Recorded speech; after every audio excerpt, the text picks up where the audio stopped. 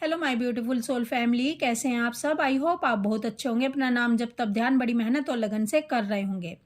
तो चलिए गाइस, एक डीएफ के रिक्वेस्ट पर मैं आपको बताने वाली हूँ कि जब डीएफ अपने डीएम को इग्नोर करती है, गायब हो जाती है, डीएम की नज़रों से दोनों के बीच में कोई भी कम्युनिकेशन नहीं हो रहा होता, दोनों साइलेंट जोन में चले जाते हैं, तो इससे डीएम की हालत कैसी हो जाती है, चलिए देखते हैं। प्लीज़ डिवाइन गाइड करें, प्लीज़ राधा रानी गाइड करें। डीएम की इस हालत का जिम्मेदार कौन होता है, प्लीज़ डिवाइन गाइड करें।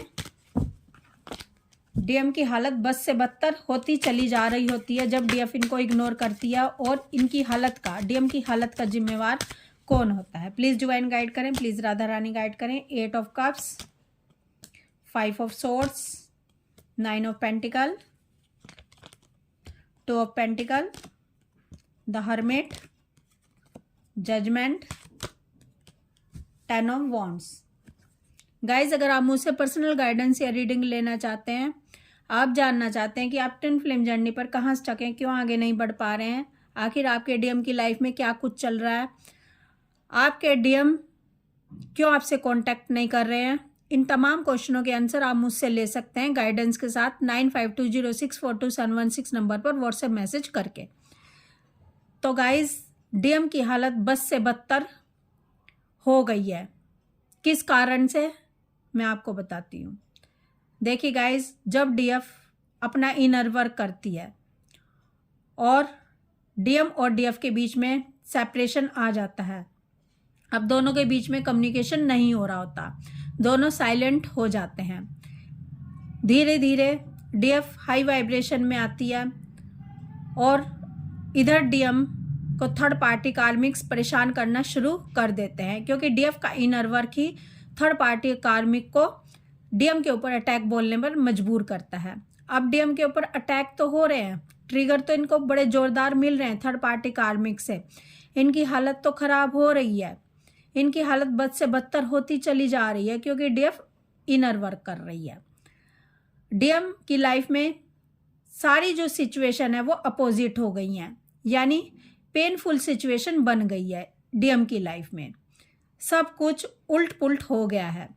डीएम की फाइनेंस खराब हो गया है, डीएम के हेल्थ इश्यूज आ रहे हैं, और डीएम पर थर्ड पार्टी कार्मिक के अटैक बड़े जोरदार हो रहे हैं, जिससे DM dark night of the soul से गुजर रहे हैं। अब जब इतना सारा तांडव डीएम की लाइफ में होगा, तो डीएम रुक करेंगे अपनी डीएफ की तरफ। जब डीएफ की तरफ डीएम रुक करते हैं, तो डीएफ इनको इग्नोर करती है, डीएफ इनकी लाइफ से गायब सी हो जाती है, दोनों के बीच कोई कम्युनिकेशन नहीं हो रहा होता, और डीएम को डर भी लगता है अपनी डीएफ से कम्युनिकेशन करने में। क्यों डर लगता है? क्योंकि डीएम देख रहे होते हैं कि इनकी डीएफ अब वो पहले वाली डीएफ नहीं रही है, जो बहुत ही सीधी सादी थी, बहुत ही अनकंडीशनल लव करती थी और आंख बंद करके इन पे विश्वास करती थी। अब डीएफ बदल गई है, अब डीएफ का नया जन्म हो गया है, वो पहले वाली डीएफ तो कब की जा चुकी है। डीएम भी देख कर दंग रह जाते हैं इस डीएफ को, क्योंकि ये बहुत ही फियरलेस होती है, बहुत ही अबंडेंट होती है, और अपनी लाइफ में बहुत ही ग्रोथ कर रही होती है। अब ये डीएफ कमज़ोर नहीं रह जाती है, ये डीएफ डीएम एनर्जी में कन्वर्ट होती चली जाती है, और जब डीएम एनर्जी में डीएफ आती है तो बड़े बड़े फैसले अपने लिए लेना शुरू कर देती है। अब डीएफ वो रोने धोने वाली डीएफ नहीं रह जाती है, एक तरह से न्यू बर्थ डीएफ का हो गया होता है। तो अब जो डीएम है, अब डीएम की हालत ख़राब होनी है, अब डीएम को चाहिए डीएफ की एनर्जी। अब डीएफ की एनर्जी ना मिलने पर डीएम सांस भी नहीं ले पा रहे होते, डीएम को सांस लेनी भी मुश्किल हो जाती है, क्योंकि डीएम को हाई एनर्जी मिलनी बंद हो जाती है डीएफ से, और इधर इनके थर्ड पार्टी कार्मिक्स इन पर अटैक बोलते हैं हाई एनर्जी के लिए, क्योंकि आज तक डीएफ की हाई एनर्जी डीएम को मिलती थी और डीएम दे देते थे थर्ड पार्टी कार्मिक्स में, जिसके कारण इनकी लाइफ में हैप्पीनेस रहती थी, इनकी लाइफ में ग्रोथ रहती थी, ये पीस में रहते थे। लेकिन अब हाई एनर्जी इनको नहीं मिल रही है क्योंकि दोनों के बीच में कम्युनिकेशन ही नहीं हो रहा है, डीएफ और डीएम के बीच में। अब डीएम सांस लें तो कैसे लें, क्योंकि डीएफ ही इनकी ऑक्सीजन थी। अब डीएम बिल्कुल आइसोलेट हो गए हैं, बिल्कुल अकेले हो गए हैं, बिल्कुल तन्हा हो गए हैं, बिल्कुल दर्द में है, पेन में है, रातों की नींद इनकी जा चुकी है। तो इस हालत का जिम्मेवार कोई नहीं है ना, डीएफ तो है ही नहीं। डीएफ तो अपना काम कर रही है जो डिवाइन ने इनको सौंपा है। डीएफ तो अपने डिवाइन के रास्ते पर चल निकली है, क्योंकि अब डीएफ इससे ज़्यादा दर्द नहीं झेल सकती है जो डीएफ ने डीएम के साथ झेला था।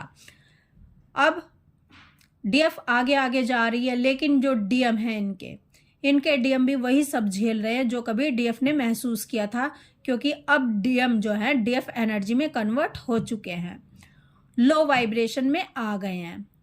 लो वाइब्रेशन में जब कोई भी इंसान आता है तो वहाँ पर कार्मिक्स के अटैक इन पर होते ही होते हैं। जब तक ये हाई वाइब्रेशन में नहीं आएंगे, जब तक ये डिवाइन के पाथ पर नहीं चलेंगे, जब तक ये अपनी डीएफ को स्वीकारेंगे नहीं, जब तक ये अपनी गलती को रियलाइज नहीं करेंगे, तब तक थर्ड पार्टी कार्मिक्स इनको छोड़ने वाले नहीं हैं। थर्ड पार्टी और कार्मिक्स अपना कर्मा बैगेज क्लियर कर रहे होते हैं ताकि डीएफ से इनका रियूनियन हो सके। जब तक ये अपना कर्जा नहीं चुकाएंगे थर्ड पार्टी कार्मिक से, तब तक इनका रियूनियन हो ही नहीं सकता इनकी डीएफ से। क्योंकि भाई देखो, डिवाइन के रास्ते पर चलना, लोगों के दुख दर्द को समझना, दूसरों के हृदय को समझना, इमोशन फीलिंग को समझना, वो तो तभी इंसान समझ सकता है जब डीएफ एनर्जी में आएगा, जब उसके अंदर एक स्त्री के गुण होंगे। क्योंकि डीएम के अंदर स्त्री के गुण नहीं थे, डीएफ एनर्जी एक्टिव नहीं थी। उसी कारण डीएम बहुत लॉजिक माइंड के हुआ करते थे और दूसरों के पेन को नहीं समझ पाते थे, डीएफ के रोने को भी नहीं समझ पाते थे कि डीएफ किस दर्द में रोती है, कितना प्यार अपने डीएम से करती है। लेकिन अब डीएम की जब डीएफ एनर्जी एक्टिव हो जाती है, क्योंकि उधर डीएफ ने अपने डीएम एनर्जी को एक्टिव कर लिया है, यानी अपने अंदर पुरुष के गुणों को ले आई है, तो इधर डीएम के अंदर अब स्त्री के गुण आएंगे ही आएंगे, क्योंकि दोनों एक ही सोल हैं। यानी जो डीएम है वो डीएफ एनर्जी में आ गए हैं और डीएफ डीएम एनर्जी में आ गई है। इसलिए ही डीएम को प्यार महसूस होने लगा है, दर्द महसूस होने लगा है, इमोशन फीलिंग समझ आने लगी हैं और समझ आने लगा है कि डीएफ ने कभी किस तरह से टूटकर अपने डीएम से प्यार किया है, यानी इनसे प्यार किया है, किस दर्द से मेरी डीएफ गुजरी थी। अब डीएम को समझ आने लगा है, इसीलिए डीएम बार बार डीएफ के पास जा रहे हैं, डर डर कर ये डीएफ को कॉल मैसेज करना चाहते हैं, लेकिन घबरा जाते हैं कि कहीं डीएफ इनको ब्लॉक ना कर दे, कहीं डीएफ इनको रिजेक्ट ना कर दे। रिजेक्ट का डर डीएम को खाए जा रहा है। तो गाइज मैं बता दूं, इसी चक्कर में डीएम की हालत बद से बदतर हो गई है। क्योंकि देखो, ओवर डीएम एनर्जी यानी ईगो, अहंकार, जब तक अहंकार नहीं टूटेगा, जब तक ईगो नहीं टूटेगी, तो कैसे कोई डिवाइन के रास्ते पर आ सकता है। ठीक है, डिवाइन के रास्ते पर आने के लिए अपने अंदर स्त्री के गुणों को जगाना होगा, और स्त्री के गुण जब तक आपके अंदर नहीं आएंगे, जब तक आपके अंदर झुकने का भाव नहीं आएगा, अहंकार नहीं टूटेगा, तो आप सरेंडर कर ही नहीं पाएंगे। इसीलिए ये जर्नी इस तरह से रची गई है डिवाइन की तरफ से। क्योंकि जब डीएफ अपने अंदर के डीएम और डीएफ एनर्जी को बैलेंस करती है, तभी डीएम के अंदर भी डीएफ और डीएम एनर्जी बैलेंस होगी, यानी दोनों मिलकर ही एक सोल बनते हैं। और जब तक दोनों एक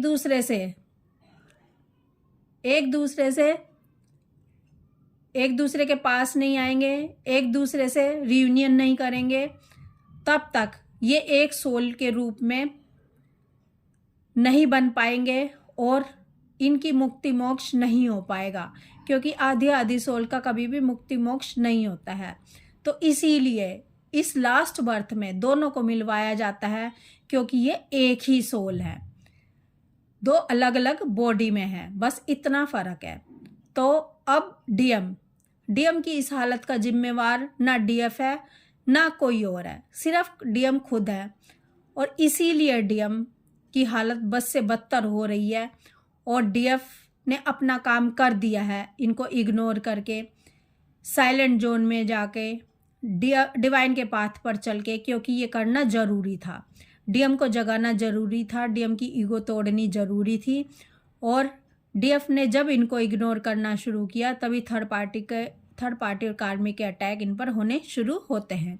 अगर थर्ड पार्टी कार्मिक इन पर अटैक नहीं बोलेगी तो डीएम आराम से थर्ड पार्टी में बैठे रहेंगे, ये कभी भी अवेकन नहीं हो पाएंगे। इनकी अवेकनिंग के लिए ये सब ज़रूरी होता है। इनकी अवेकनिंग के लिए ही डीएम एनर्जी में कन्वर्ट होती है और इनको इग्नोर करती है, और वो अपने अंदर साहस पैदा कर पाती है अपने डीएम को रिजेक्ट करने का, अपने डीएम के लिए फियरलेस हो पाती है। तो गाइज, आपके जो डीएम है इनकी हालत बस से बदतर हो गई है जब से डीएफ ने इनको इग्नोर करना शुरू किया है, जब से डीएफ ने अपना इनर वर्क करना शुरू किया है। तो गाइज, आप अपना इनर वर्क ऐसे ही करें, आप हाई एनर्जी में आ जाएं, आप डीएम एनर्जी में आ जाएं, ताकि आपके डीएम की अवेकनिंग बड़ी फास्ट तरीके से हो सके।